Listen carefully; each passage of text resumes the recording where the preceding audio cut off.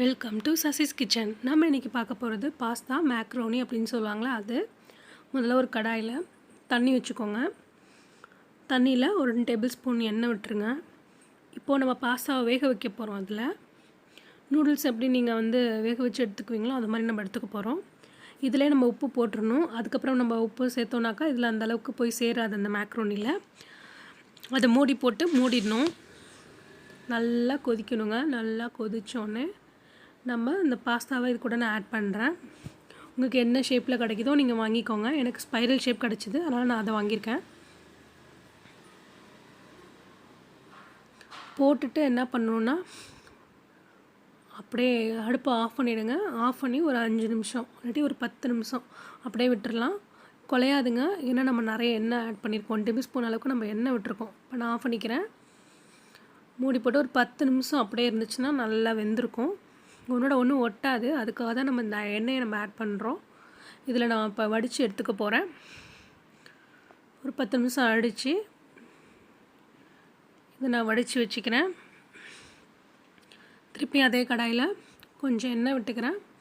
இதுக்கு தேவையான பொருட்கள் என்னென்னு நம்ம பார்த்துக்கலாம்.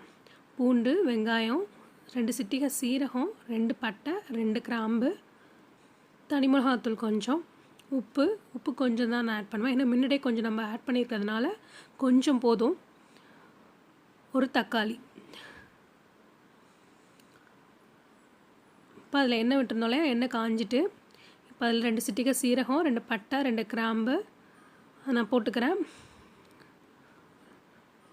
பொரிஞ்சோடனே நம்ம இது கூட நம்ம ஒரு பல்லாரி கட் பண்ணி வச்சுருந்தோம்ல நைஸாக, அதை இது கூட நம்ம ஆட் பண்ணிக்குவோம்.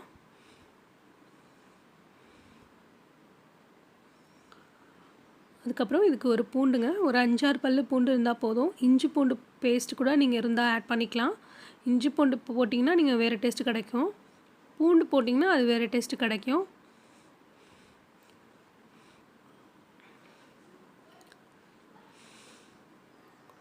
இப்போ நான் அந்த தக்காளி ஆட் பண்ணிக்கிறேன்.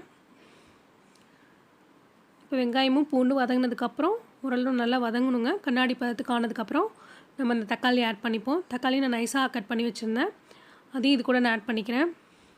உங்களுக்கு புளிப்பாக வேணும் அப்படின்னாக்கா நீங்கள் 2 தக்காளி ஆட் பண்ணிக்கோங்க. புளிப்பு பிடிக்காதுன்னா ஒரு தக்காளி போதும். தனி மிளகாத்தூள் பார்த்துங்க. அந்த தக்காளியும் ஓரளவு அந்த தோல் நல்லா நைஸாக ஆனோடனே நல்லா வதங்கணும். தக்காளி நல்லா வதங்கினதுக்கப்புறம் நம்ம தனி மிளகாத்தூள் ஆட் பண்ணிக்கணும். தனி மிளகாத்தூள் 1 டேபிள் ஸ்பூன் நீங்கள் ஆட் பண்ணிக்கோங்க. நான் 1/2 டேபிள் ஸ்பூன் தான் நான் ஆட் பண்ணுறேன். பாருங்கள், நம்ம வடித்து வச்சுருந்தோம் இல்லையா, அது எப்படி தனித்தனியாக இருக்குது பாருங்கள். அதை நான் இது கூட நான் சேர்த்துக்கிறேன்.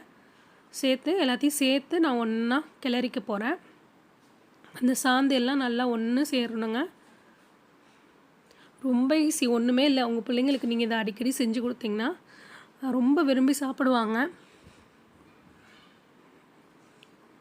காரம் மட்டும் அது உங்கள் ஆப்ஷன் தாங்க. நீங்கள் எவ்வளோ வேணால் நீங்கள் ஆட் பண்ணிக்கோங்க. காரம் உங்களுக்கு வேணுங்கிறத நீங்கள் ஆட் பண்ணிக்கோங்க.